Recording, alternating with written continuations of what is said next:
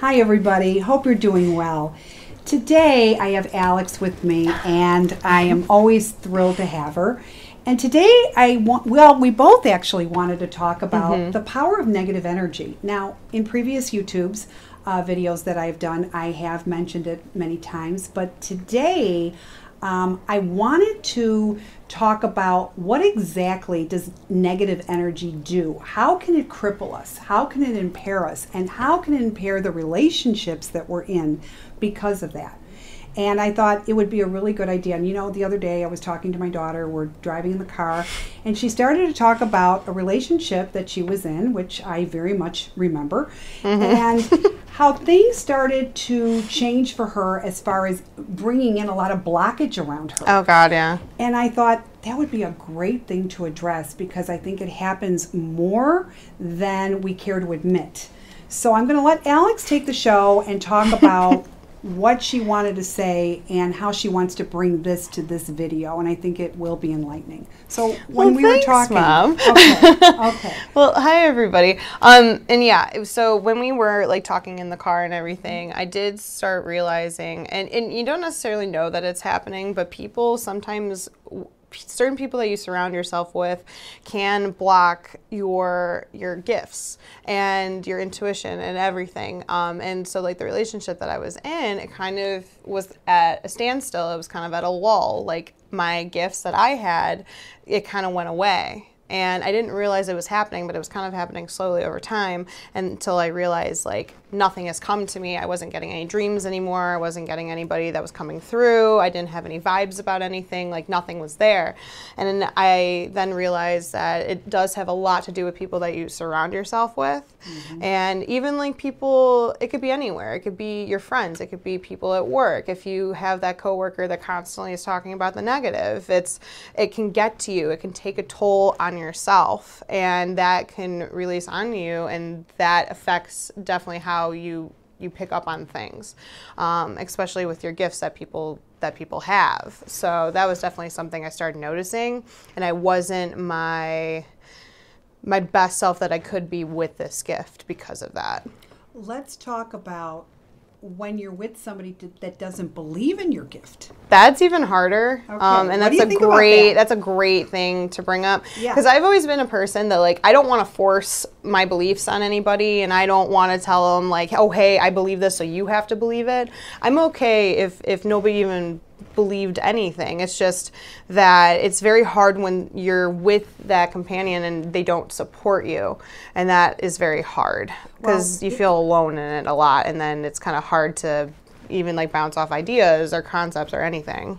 Well, interesting enough, and I wanted to bring this up because it's often when I have people in my office, and I do a lot of group sessions, and you know, sometimes I will get that one person not believing, and Spirit's trying to come through, and all of a sudden, because that one person's like this, and it's like that person's like going away. Oh, Spirit's gosh, going away, yes. And I try to be polite about it, but I'll say, look, you know what, you need to kind of relax. Please be open to it. But if you're not going to be open, I'm going to have to ask you to wait outside. I've gotten so many messages so much better and clearer because the person was open to it. Absolutely. Versus blocking it out. It's only going to hurt you. It's not going to hurt anybody else. Right. It's going to make it easier for us to actually talk with that person and get to know the details. It's just like, I don't know. I just think if you're more open or susceptible to it, then it will come. It will definitely come, but you'll be like pleasantly surprised at the same time. Like you're gonna hear things that you're like, oh gosh, I had no idea that person knew that. Like it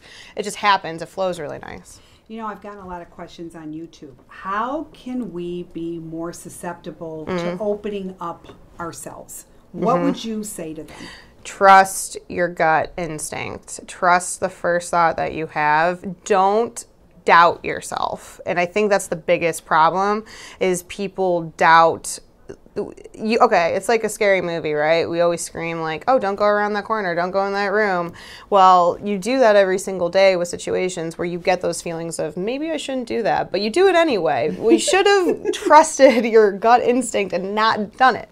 And so I think it's a lot with self-doubt. And this was something I had to work on too, growing up, because I had all of these intuitions, I had all of these gifts, but I didn't trust my gifts. So I didn't didn't pull it through the full potential of it.